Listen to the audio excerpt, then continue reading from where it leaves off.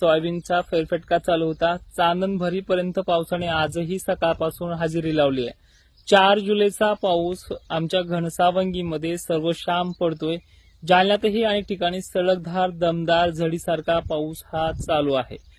पण आता खान्देशचं जे काही पाऊस घेण्याचं प्रकरण चालू आहे त्यामध्ये 40 गावच्या तापीचं बरंच पाणी वाढलेलं आहे। तुम्ही न्यूजच्या माध्यमातून पाहिलं। येत्या 36 तासाच्या आतमध्ये खान्देशमध्ये सर्वदूर पावसाची नोंद पूर्ण होईल। 36 तासही लागणार नाहीत। उद्याच्या 5 जुलैपर्यंत एकही गाव सुटणार नाही। 6 जुलैला मला मेसेज करायचा सगळ्यांनी। विषय आता बीडच्या काही भागातले मला फोन आलेत की तिथे दमदार पावसाला सुरुवात झाली आहे। महाराष्ट्राचा सर्वदूर पावसाचा भाग घेण्याची जी काही प्रणाली आहे 2-4 दिवसापूर्वी मी व्हिडिओ टाकला होता। परवाच्या दिवशीही जाताना मी तुम्हाला एक व्हिडिओ दिला होता। त्या पद्धतीनं महाराष्ट्र व्यापणार आहे। काळजी करण्यासारखं काहीही नाहीये। जवळपास आज पाहिलं आपण मी विदर्भामध्ये अनेक गावांना भेट दिली आहे। जवळपास तालुक्याच्या ठिकाणीच गेलोय। पण असे काही गावखेडे आहेत तिथे वापसा नाहीये, पेरणीचं सुद्धा तिथे नियोजन बसत नाहीये अजून सुद्धा। तर ते भागांनी कमेंट देखील करायची, कारण की इतरांनाही माहित होईल माझ्या सांगण्यापेक्षा। ठीक आहे।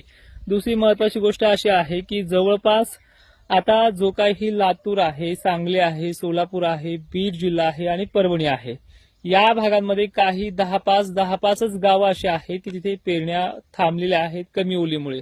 त्या देखील उद्याच्या 5 जुलैच्या पावसाचा जो काही शेड्यूल असणार आहे त्यानुसारच त्या पेरण्या पार पडतील। त्या उघाडीनंतर 7 जुलैच्या नंतर थोडी उघाड मिळणार आहे, ती सुद्धा थोड्याच प्रमाणात आहे। ढगाळलेलं वातावरण आणि वातावरणामध्ये हलके शितुडे बारीक सारीक पाऊस हा सुद्धा पिकांना बाधककारक ठरणार आहे। ज्यांच्या पेरण्या झाल्या पीक वर उगून आले चांगलं आहे, जसं की माझ्यासारखं तुम्ही पाहताय अशा पिकांना मोवा पडणार आहे ह्या वर्षी। कारण की 14 आणि 15 जुलैला सुद्धा एक मोठं लो प्रेशर बनणार आहे। त्याच्यामध्ये सुद्धा 5-6 दिवस असा झडीचाच पाऊस असणार आहे। संपूर्ण जुलै हा 4-4 दिवसाच्या 6-6 दिवसाच्या गॅप नंतर हे झडीचं सत्र चालू असणार आहे आणि विहिरीचा पाण्याचा प्रश्न जो आहे तो जुलै महिन्याच्या अखेरीस मिटण्याची शक्यता आहे। काही भागांमध्ये तो आताच मिटलेला आहे, जो विदर्भाचा आहे, काही खानदेशमध्ये तुरळक भाग आहेत असे भाग। आता थोडक्यामध्ये आपण जिल्ह्यानुसार पाहूयात पुढील कंडिशन काय असणार आहे। आज 4 जुलै आहे, अनेक ठिकाणी झडीचं स्वरूप आहे। हेच झडीचं स्वरूप अनेक भागाने जोरदार पावसाचं स्वरूप होणार आहे। तो भाग म्हणजे कोकण किनारपट्टी, ठाणे, पालघर, नाशिक क्षेत्र, खानदेशमध्ये आणि विदर्भाच्या जवळपास एकंदरीत सर्व जिल्ह्यांमध्ये जोरदार सटकारे आणि मध्यम पाऊस हा चालू असणार आहे संततधार। बीड जिल्ह्याला 5 जुलै आणि 6 जुलै तारणारी असणार आहे। ह्या दोन्ही दिवसामध्ये या भागाची जवळपास 100% व्याप्ती ही पूर्ण होईल अशी शक्यता दिसते आहे। कारण की वारे सुटले की आपण घाबरतो आणि वाऱ्या सुटल्या हा वारच पाऊस घेऊन आलाय खरं तर पाहिलं होतं। घनसावंगीतले गोदापट्टी जे आहेत त्यांना सुद्धा भरपूर पाणी ह्या 2 दिवसातच होऊन जाईल। अजून दुपारही झालं नाहीये, दुपारनंतर सुद्धा पावसाचा जोर हा संध्याकाळी सुद्धा वाढणार आहे आणि अनेक ठिकाणी हा वाढणार आहे।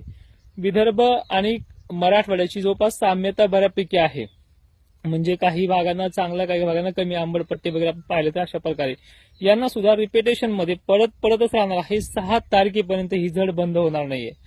5 आहे, 6ला आहे, 7ला थोडी कमी होईल, पण त्यामध्ये सुद्धा पाणी अधूनमधून चालूच राहील। बीड जिल्ह्याचं आणि जालन्याचं एक थोडंसं वेगळं अंतर आहे पावसाच्या बाबतीत सुद्धा। जो काही जालन्याच्या अलीकडा पट्टा आहे हिसवण वगैरे यांना सुद्धा ह्या 2 दिवसात चांगला पाणी पडणार आहे। बीडच्या सुद्धा राहिलेल्या मादळमोही परिसरात जो पश्चिमेकडील भागांमध्ये मोडतोय यांना 5 जुलैपर्यंत बऱ्यापैकी घेऊन जाईल, म्हणजे उद्याच्या संध्याकाळपर्यंत हा भाग जवळपास होऊनच अशी परिस्थिती आहे। आता पूर्ण जुलै कसं जाईल हे थोडक्यात जर समजून घेऊयात। खान्देशचं तुम्हाला समजलं की आता 24 तासात तो पूर्ण होऊन जाईल 5 जुलैपर्यंत। पण जे काही पश्चिम महाराष्ट्र आहे, पंढरपूर परिसर, अहिल्यानगर परिसर, नाशिक क्षेत्र, त्याचबरोबर काही तुळजापूर एरिया असतील, सांगली सोलापूर असतील, कोल्हापूरच्या बऱ्याच मोठा पाऊस चालू आहे, काही ठिकाणी कमी आहे। पण हे 2-3 दिवस पाण्याच्या बाबतीत चांगले आहेत। ह्या दमदार पाण्यावरती त्यांची जी काही कोरड आहे जमिनीची ती पूर्ण भागेल अशी शक्यता दिसते मॉडेलनुसार सुद्धा। आणि येणाऱ्या काळ सुद्धा ह्या 2-3 दिवसामध्ये ही पूर्ण भाग व्यापले जातील आणि अशाच आपला अंदाज सुद्धा होता। जवळपास महाराष्ट्राचे एकंदरीत जर चित्र आपण पाहिलं तर भवितव्य पुढचं सुद्धा जर पाहिलं आपण परतीच्या पावसापर्यंत दुष्काळी कुठलेच लक्षण दिसत नाही। हा, गेल्या वर्षीच्या तुलनेत 10% पाऊस कमी आहे, तो आपल्या 5 मार्च रिपोर्टमध्येही सांगितलाय। पण पाण्याचा प्रश्न मिटवणारं हे साल असेल, हिवाळा भरणं पूर्ण होईल असं हे साल आहे। अजून ज्यांना असं आमच्या गावासारखं जर जेमतेमच पाऊस पडतो आहे किंवा चांगलं पेरून गेलंय अशा भागानेही भविष्यामध्ये टेन्शन घ्यायचं काही काम नाही. पावसापुढे सुद्धा चांगले आहेत. जय शिवराय. धन्यवाद.